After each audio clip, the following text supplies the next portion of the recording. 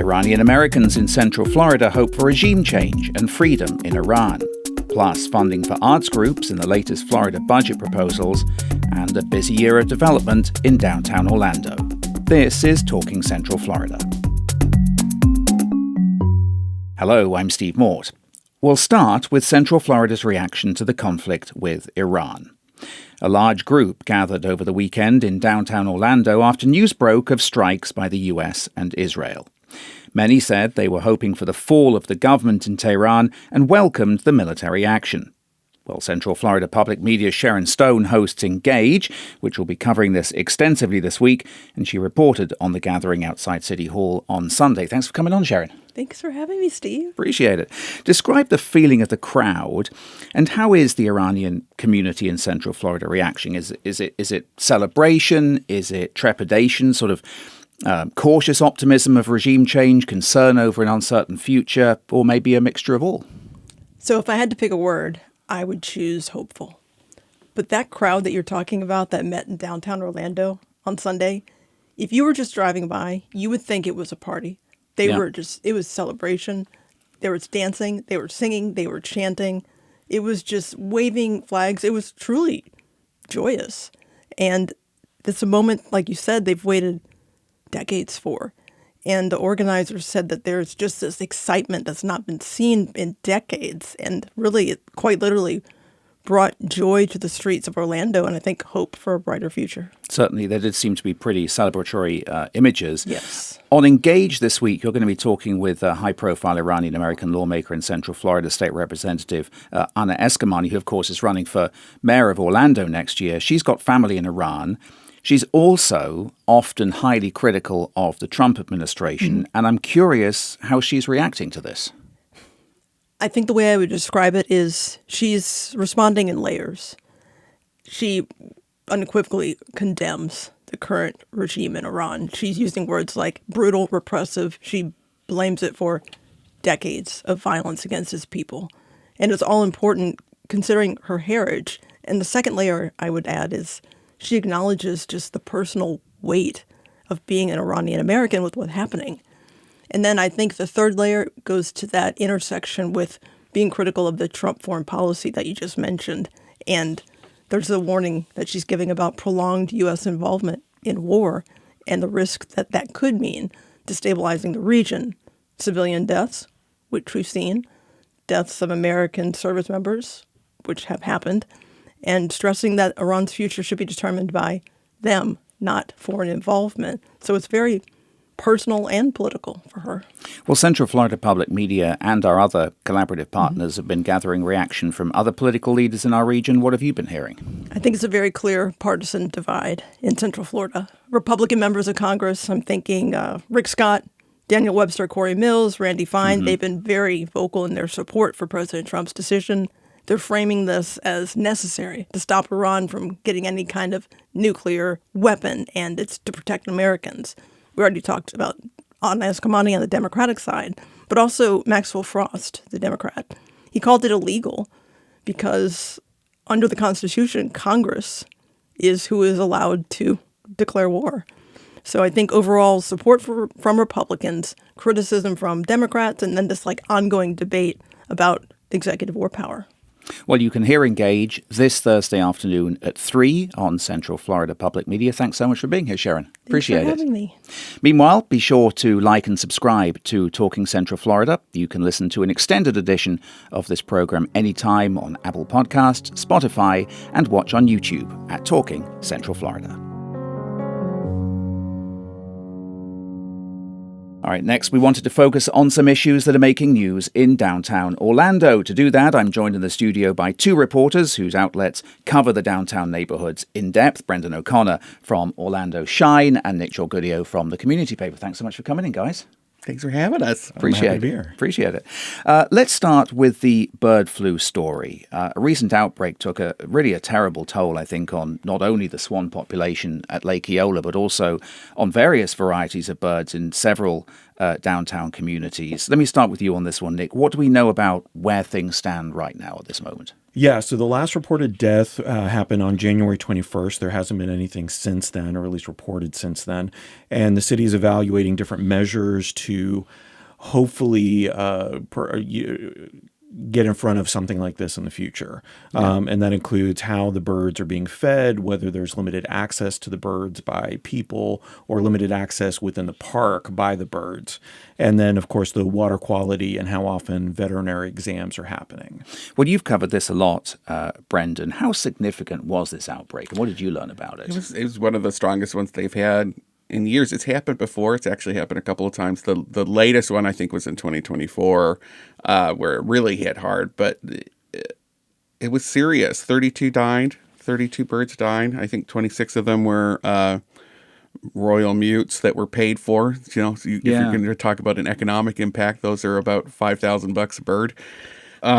But it didn't just stop at Lake Eola. It's something that's spread across the country, really.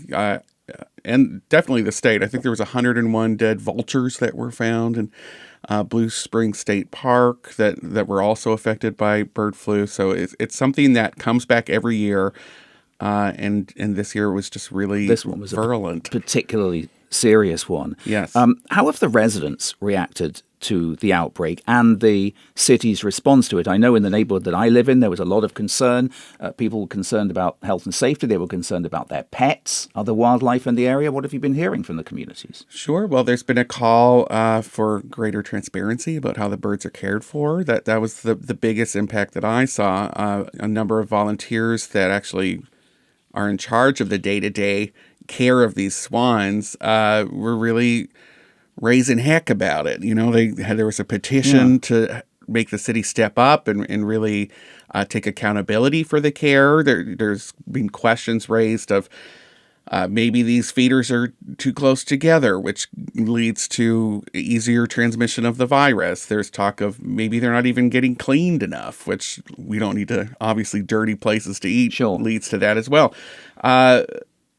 There's also, when this was happening, Steve, there was 500,000 people estimated to be visiting Lake Eola at the same time to look at the Christmas lights. This happened really in December.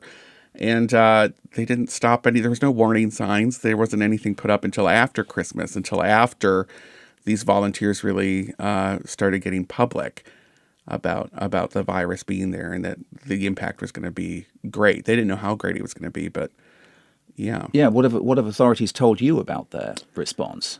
Well, obviously the authorities are saying they did their job and they did what they can, and there's nothing really you can do about bird flu. But my coverage has really been about the overall care of the swans in general. What does the swan program do? And it's a little shocking. There doesn't seem to be a lot of oversight, to be honest. There's not, like, we have a beekeeper. We have a city beekeeper, Steve, but we don't have a city swan keeper. And when you look at the investment dollars, this is like $100,000 over the years being invested into keeping these swans a very public part of our identity downtown of the city. Swans are a part of that image, right? When you think of downtown Orlando, and then they're not really getting cared for. We don't have a full-time veterinarian. We have a part-time veterinarian whose specialty is really dogs and cats. He's not an avian specialist. Well, didn't the city also end the volunteer program? So we had a volunteer program, a sort of unofficial, official volunteer program, and they ended that. It was pretty official. The docent, Andrew Marshall, he's the one that gave me a lot of information. He had all the receipts because he was really, the staff, city park staff, doesn't really want to have to look after the day-to-day needs of these swans. So they did just kind of pass the care on to these volunteers. We had a lead volunteer, Andrew Marshall. He was the most outspoken about the care. He wanted to see perhaps a swan advisory council there to make sure that if there were questions of their care, they could just move quickly. They wouldn't have to go up through the chain of command. But yeah, they have since put that on pause, and we don't know for how long. We don't know if they're coming back. It's hard to control an army of volunteers. Yeah, I mean, Brendan's right, though. They are a really iconic part of our city, and particularly those downtown neighborhoods. Yeah, I thought that there were going to be, doing some research for this, there were going to be swan programs all over the place, and really they're not. There's one in Lakeland. I think in your reporting, Brendan, you brought up one that was up in Minneapolis that they ended after about 13 years. There was one up in Stratford, Ontario. There's a couple in Canada, but you see a lot of them just getting phased out because swans aren't easy to care for. Yeah. They're giant, big birds that can knock you on your butt. And if you... they can be quite aggressive if you get too close to them. Actually, one of the most infamous swans we have at Lake Eola was Billy the Swan, and he was known for chasing cars and beating up kids and dogs, and just a terrible tyrant of a creature, if you think about it. And they're just tough to look after, and you do need specialized care. And if you're going to do it, and you're going to invest that much money into buying them, then you would think that you would want to invest the same amount of money into their long-term care. Otherwise, you're just kind of throwing money at a hole. Right. And, we spoke with a specialist who said that maybe there even shouldn't be more than 2 swans on Lake Eola if you're talking about carrying capacity of the lake and their effect on the water quality. And that lake, it's not just a clean lake. That's a stormwater collection for all of the surface water. Anytime it rains, all of that water goes into Lake Eola untreated. Yeah. So it's not ideal for keeping healthy animals. So when a virus does come into play, you're already dealing with maybe an immunocompromised population of birds. Well, with a bit of luck, some lessons have been learned from this outbreak, and some of the research that's taking place will help try to prevent a virulent outbreak like that again in the future. I do want to pivot to downtown security. The issue of safety in the downtown area, particularly at night, continues to be a point of discussion. The recent closure of one of the area's best-known bars triggered a renewed debate over regulations designed to improve safety. The issue of how authorities have responded to security concerns is one really that downtown businesses are having to navigate. Yeah, because they pass along the cost to the businesses themselves, right? So in 2023, they passed these measures where the businesses, if they're selling after midnight, if they're selling alcohol after midnight, had to not only get a special permit, but then, depending on the size, had to get a lot of additional safety factors in, including having off-duty police officers. And according to the lawsuit that they brought against the city, that cost some of the businesses upwards of $50,000 to $150,000 a year for these additional safety measures that were required. They didn't have any choice in the matter. The city has a vested interest right now in getting rid of those businesses. They don't want them there. They don't want bar uses downtown. Well, how has the city responded to the criticism that I hear from both of you and from businesses, I guess, to their efforts to try to create a more safe environment? That is really their rallying cry, is, trying to improve safety downtown. And when you look at the numbers, they are very good at pointing out that crime is on a decline downtown. I think the latest one was, 50% or something that's gone down.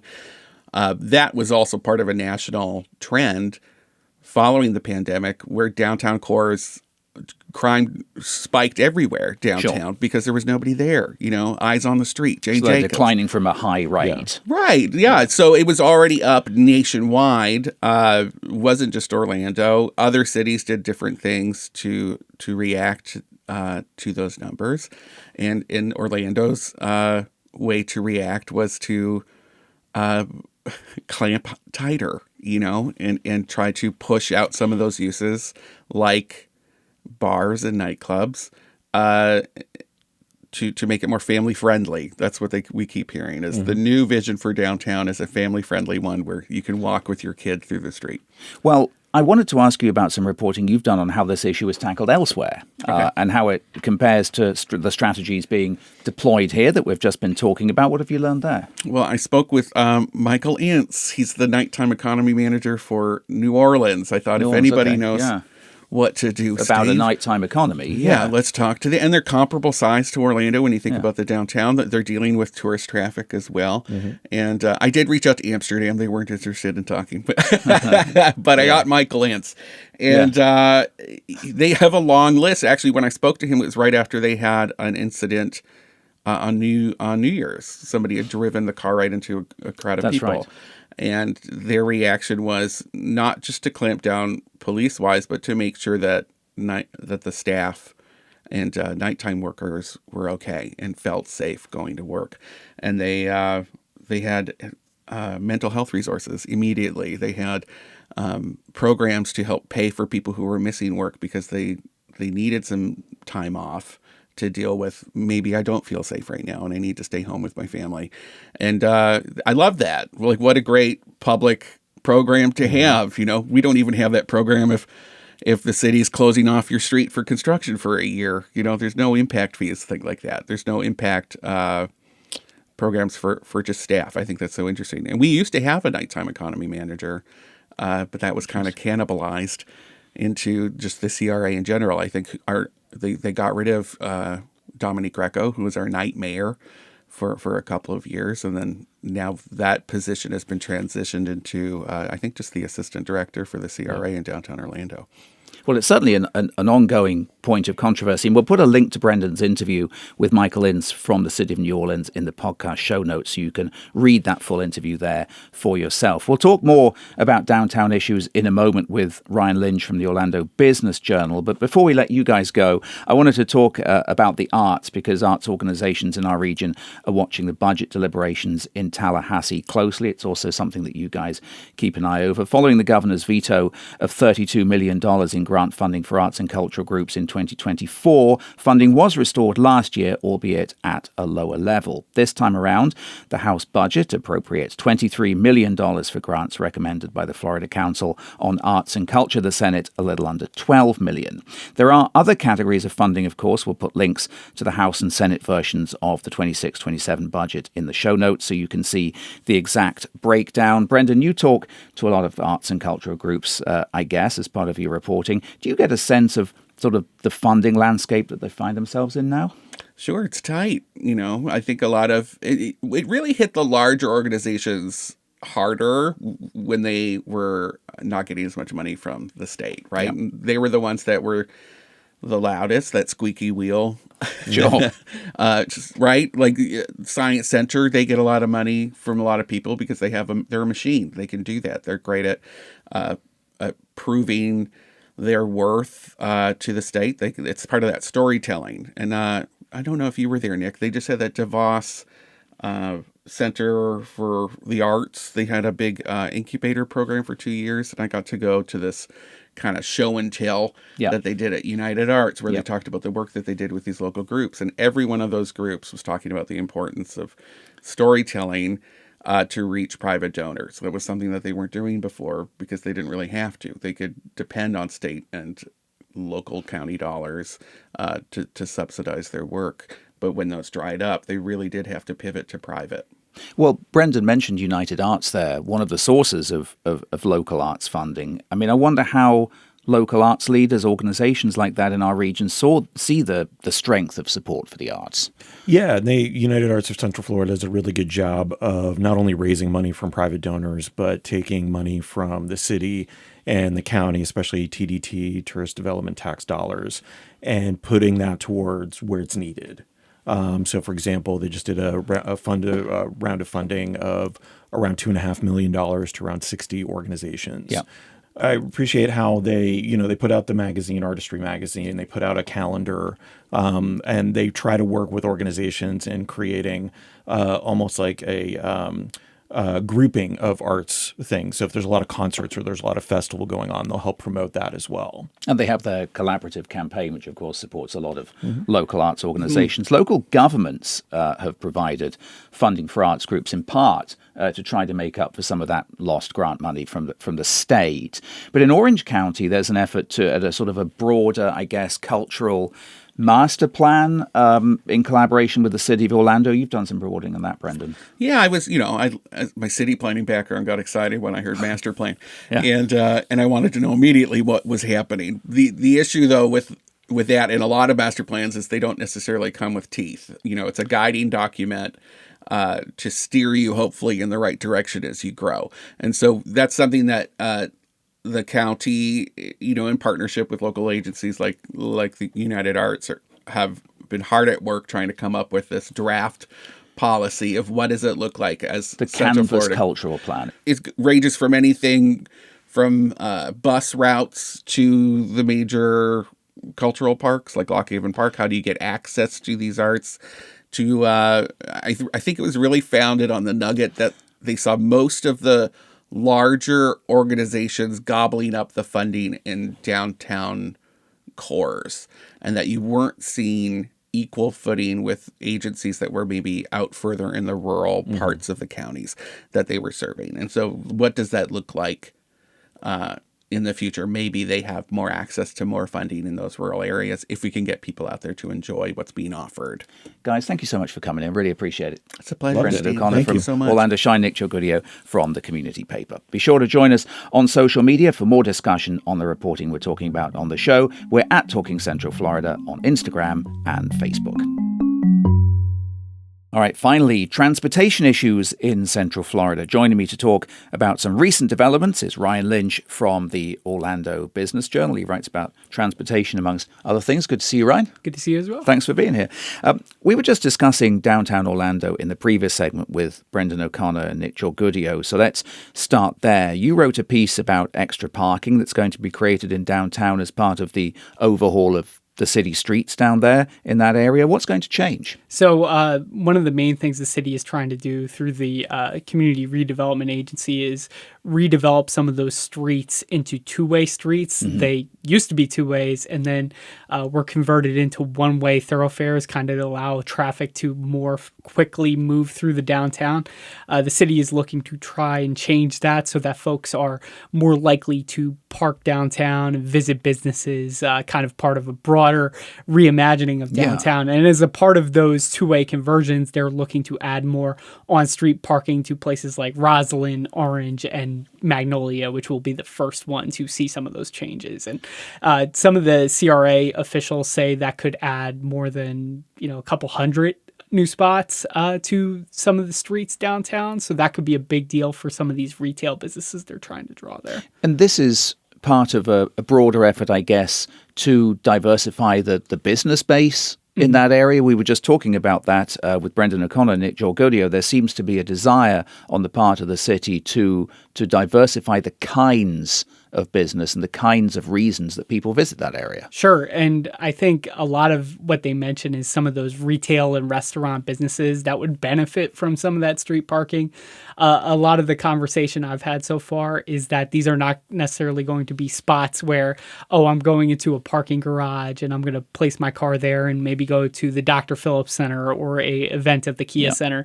These will more likely be spots where I'm going to a restaurant or there's a really cool shop downtown that I want to visit. And so they're more likely to turn over more quickly and would probably sort of encourage some of that activity they're trying to have versus somebody who might park in a garage and be there for a little while or be working in the downtown. When you talk about this being a major overhaul, that two-way street situation we're talking about and the extra parking we mentioned, there's also going to be efforts to widen sidewalks, new parks, I think, as well, including one under I-4, the Canopy. Yes. Is that what that's going to be called as well? What do we know about the scope of these plans, and do we have any idea about completion dates? Sure. And the Canopy, I remember when they used to call it the under eye because it was under I-4. Under the eye, yes. So a lot of these projects are sort of part of, tens of millions of dollars of reinvestments they're planning downtown. The Canopy itself, they're planning for a 2027 debut, and that comes as the Orlando Magic are looking to partner with a couple of developers across the street from the Kia Center in a development called the West Court, and that obviously would encourage a lot of sort of pedestrian traffic there. But also in 2026, they're looking at a lot of these corridors, seeing where they can add some wider sidewalks, some parks. So a lot of either the planning and construction for some of those things will be coming through 26, and we'll get kind of a clearer vision of what that might be. But with some of those two-way street conversions, you're also going to see those sidewalks get wider, some of the streetscapes be made more, I guess, pedestrian friendly. I know on Church Street as well, which is currently a ghost town, they're looking to do they call them festival streets, where you're able to shut down the street. The street is at level with the sidewalk and basically creates an environment where you can have a event, or let's say the Magic are in the playoffs and you do a watch party. So they're looking at that sort of conversion. The first phase of that, which is closer to the Kia Center, starting potentially as early as this year. Well, a lot of people in the Orlando area are going to be very interested to see how that all pans out. In the last few days, the west side of downtown became one of the first areas in Orlando to be served by an autonomous robo-taxi service. Google's Waymo started operating in Orlando last week. It began service in parts of Miami in January. You've written about this. What parts of Orlando is this ride-hailing service operating in right now? And does it include attractions areas, parks, the airport, that kind of thing? Sure. Our reporter, JC Carnahan, was actually one of the folks who they invited to ride it. And right now it's serving a roughly 60-mile area. It's not riding on highways right now, but it is serving some attraction areas, including Universal, SeaWorld, and the iDrive corridor. It's not serving the airport right now, but obviously as they expand their sort of service area, it could include that in the future. How can people use it? So there is a app right now where people can download it. And right now they're kind of in an initial stage where they're inviting people with a password to use it because they only have a couple of vehicles in the fleet right now, so they don't want to overwhelm it.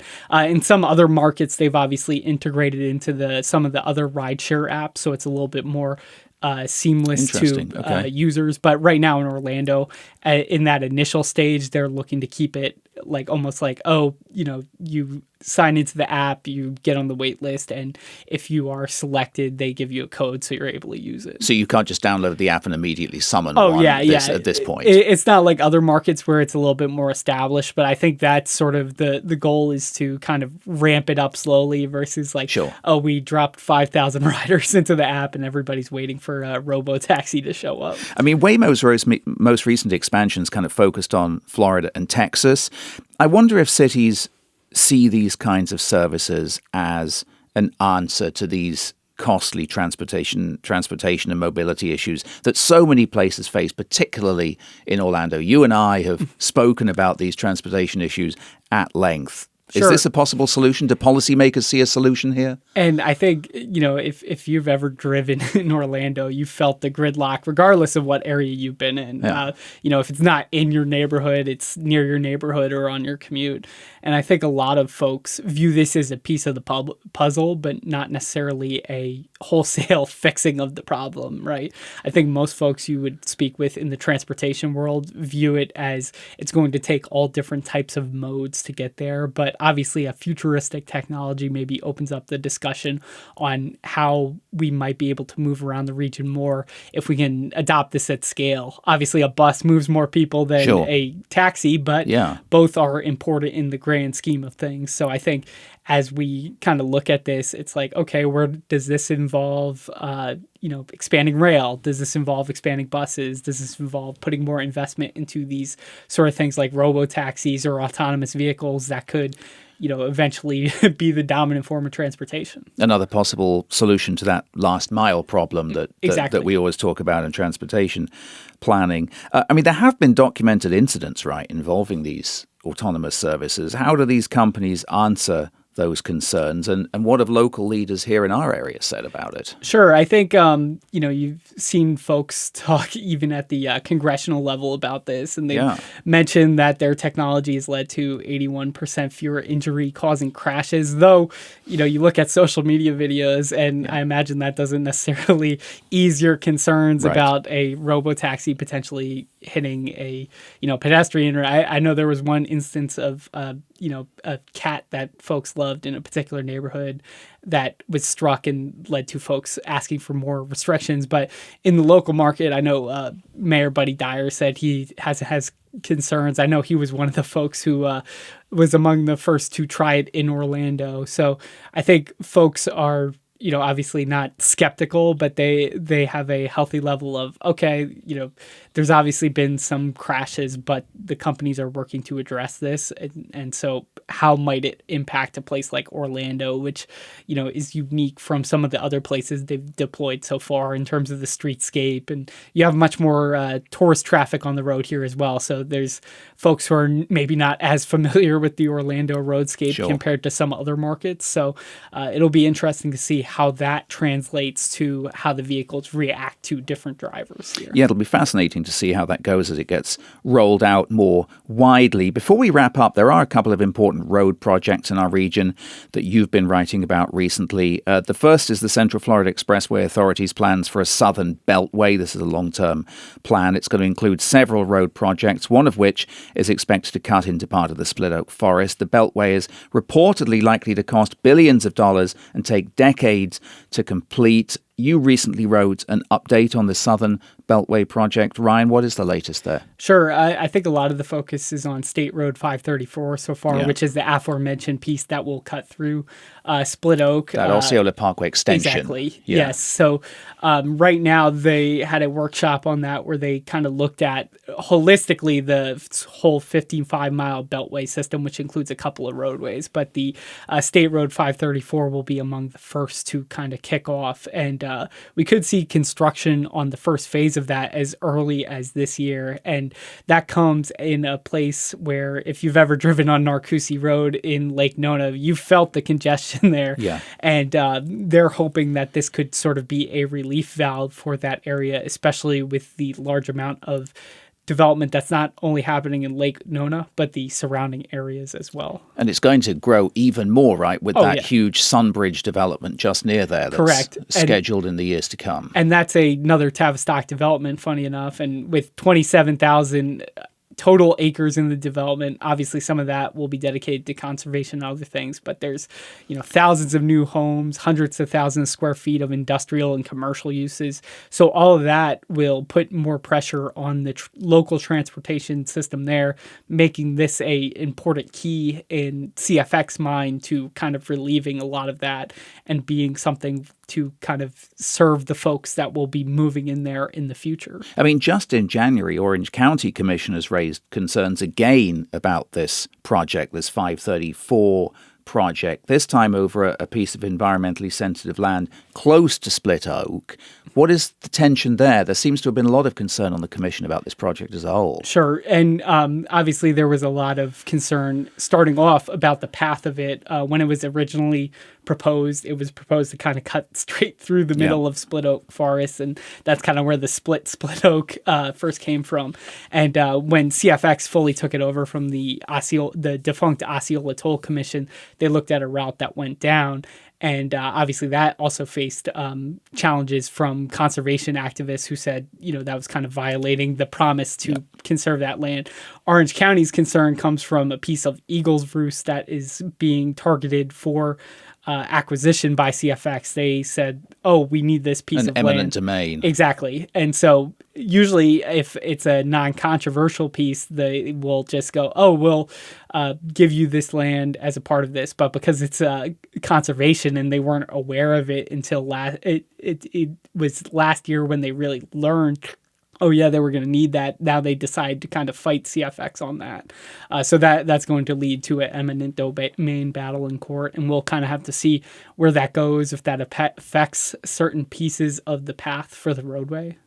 On the other side of the metro area, CFX and Seminole County seem to be moving forward on a 417 to Sanford Airport connector road. An interlocal funding agreement was recently approved with Seminole County commissioners authorizing a tranche of funding at the end of February. Tell us about the funding for that road and the time frame for construction. Sure. And Seminole County is looking to provide more than $50 million to that, which is relatively unique for CFX. Yeah. They've been looking at some of their networks like the Beltway in terms of looking at how local partners can help them accelerate some of these improvements. And so this will help them reach design the 60% design milestone as early as 2028, and they would seek to start construction as early as 2031. And this would basically provide a direct connection from the 417 to the airport. I mean, Seminole County obviously view this as extremely important, given that investment. I mean, what is the aim of this connector? I mean, is this supposed to be Lake Mary Boulevard traffic? Sure. It kind of serves both. I mean, without the extension, they basically said that Lake Mary Boulevard traffic would hit 36,700 by 2050. With the route, that could reduce that to 19,800, which is a whole lower number in comparison. But county leaders also view this as an economic development tool. The airport continues to grow. And they're looking to draw additional flights. They just recently added a international flight to the Caribbean, and they're looking to add additional service there as well. So having a direct connection there would allow folks who are, let's say, going to a flight there, or even on the cargo side, folks who are looking to work with the airport on that end, to have their sort of cargo come in and be delivered versus having to take local roads and weave through that. So the airport kind of views that as they look to grow as a way to directly connect folks with them. And you look at a place like MCO, the amount of different toll road connections to it. That's a big deal if you're a traveler when it comes to, the Cimarron is traffic filled, but I can go the 528, I can go 417 and go to there. Well, so many moving parts, quite literally, when it comes to our transportation puzzle. And we haven't even talked about trains on this program, but I'm sure we will in the future. But that is all the time we have for this week. My thanks to Ryan Lynch from the Orlando Business Journal. Thanks so much for coming in, Ryan. Definitely. Thanks for having me. Really appreciate it. We'll be talking more about environmental issues on the program next week. Meantime, you can find links to the CFX maps on the Southern Beltway and the Sanford Airport connector in the podcast show notes. Be sure to listen to the extended edition of this program anytime on Apple Podcasts, Spotify, and YouTube. Talking Central Florida is a production of the News Collaborative of Central Florida with support from the Orlando Sentinel, the Winter Park Voice, the Central Florida Foundation, and Central Florida Public Media, where the show is recorded. We'll be back with a new episode next Wednesday. Hope you'll join us then. Take care.